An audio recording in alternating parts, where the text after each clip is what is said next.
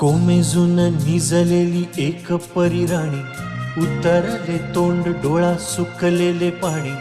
रोजचेच आहे सारे काही आज नाही, माफी कशी मागू पोरी मला तोंड नाही.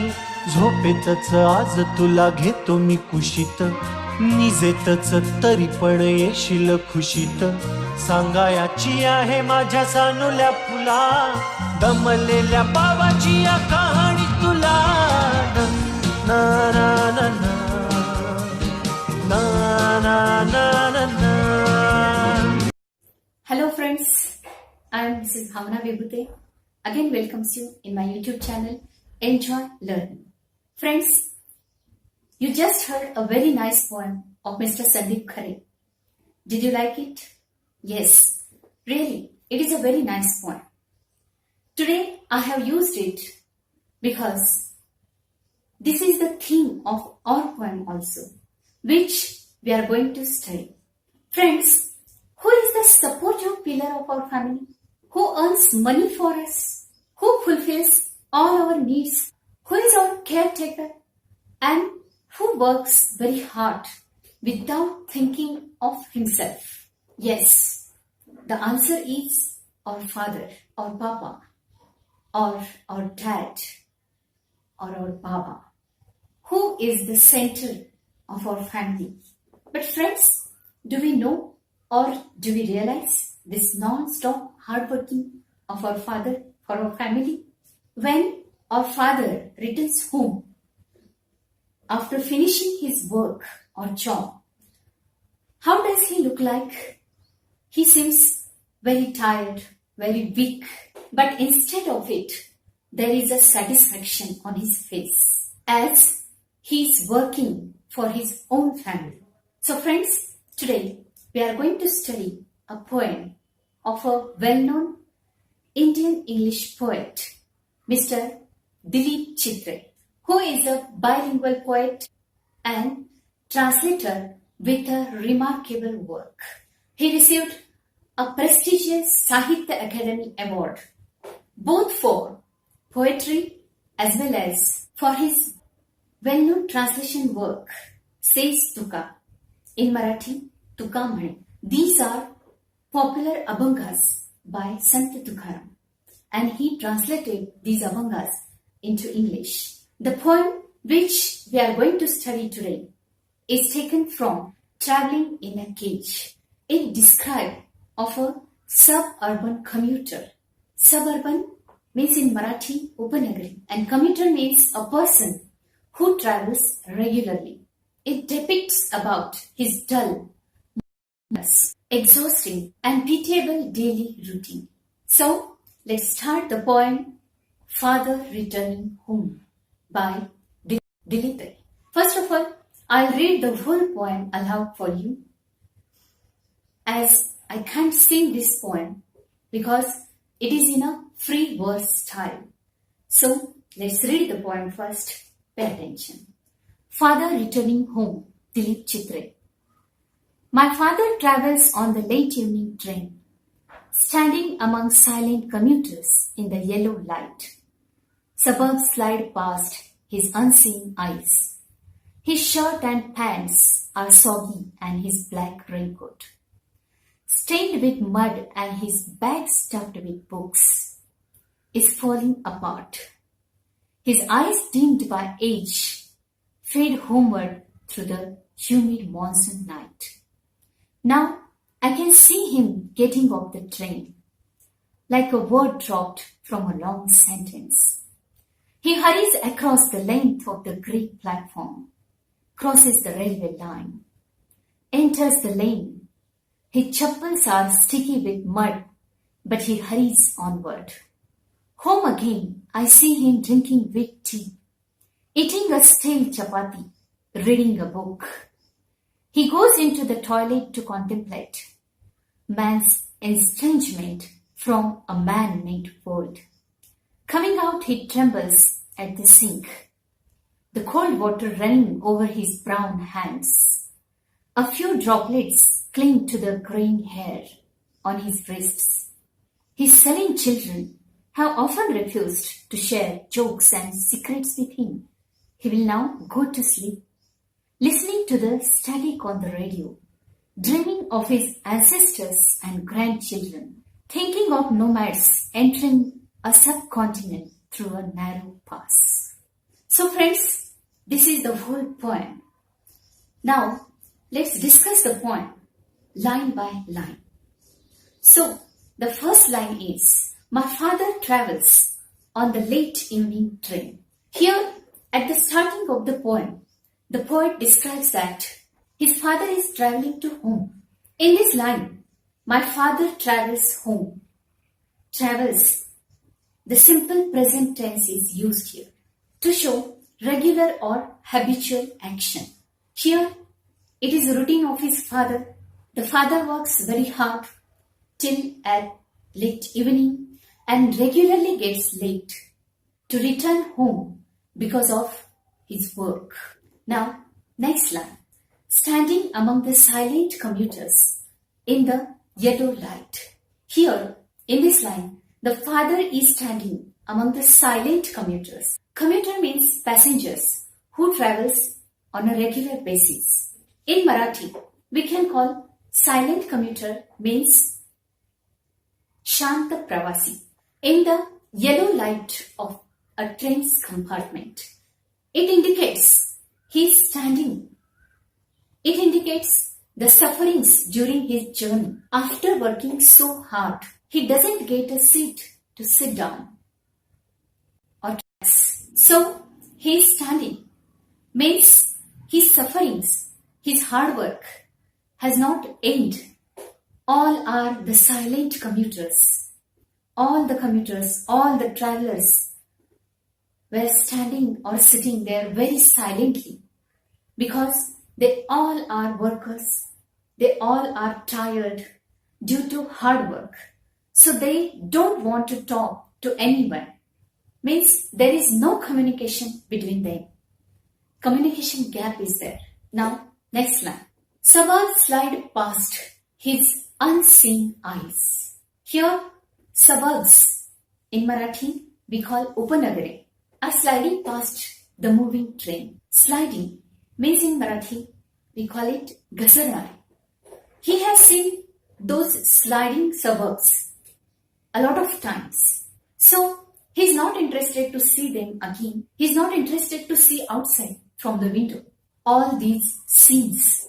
Here, unseen eyes also suggest us his old age, or now he has become aged. Next line.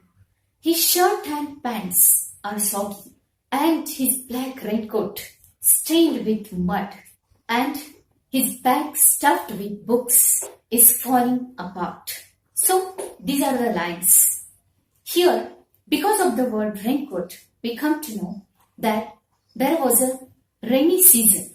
His father's clothes are fully drenched, fully wet with rainwater, and his black raincoat is damaged with mud. Here, black color or black raincoat indicates the dullness of life or his dull routine.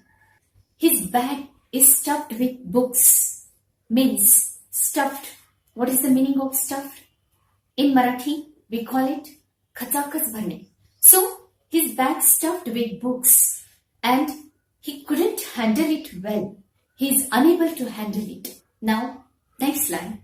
His eyes dimmed by age fade homeward through the humid monsoon night. Here we come to know that his eyes or his eyesight was dimmed because of his old age. The father looks homeward with his low vision, low eyesight through the humid monsoon, means through the humid monsoon light. Humid, the meaning of humid in Marathi is damat or ulcer. So, there is a very gloomy atmosphere, very dull atmosphere, and it adds the dullness of his life. Now, next line. Now, I can see him getting off the train like a word dropped from a long sentence. The poet's father gets down from the train like a word dropped from a sentence. Here, in this line, the poet has used a very fine simile in comparing his father to an unimportant word in a long sentence.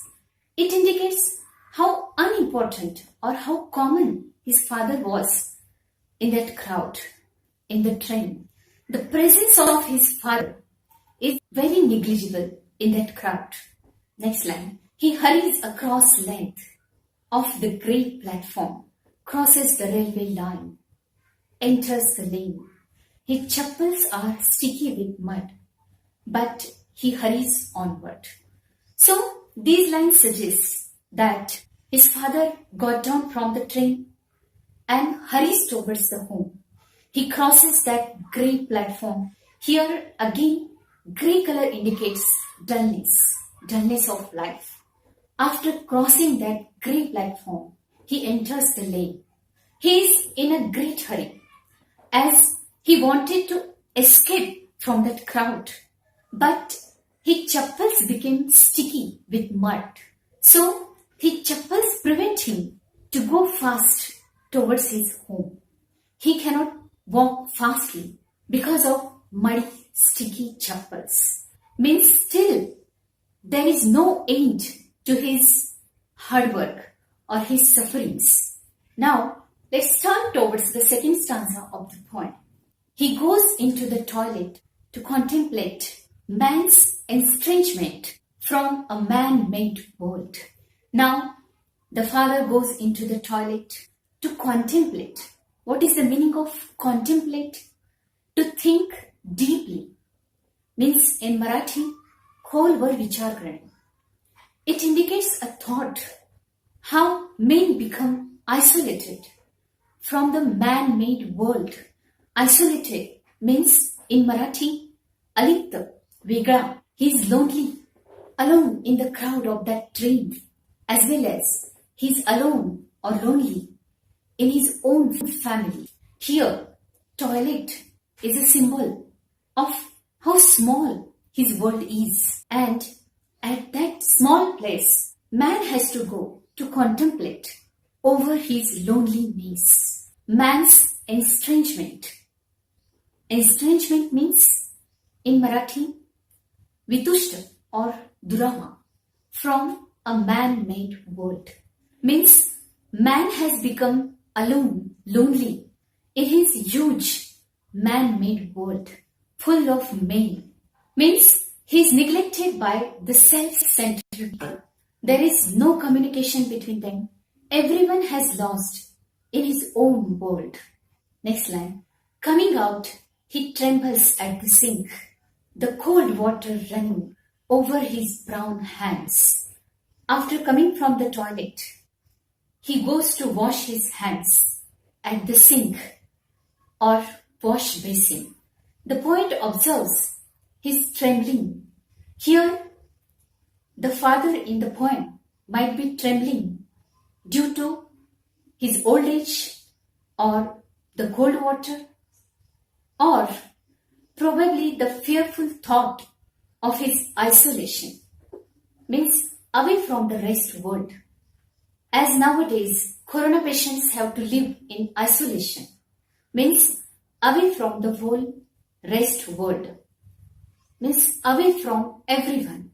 Brown hands also symbolic one.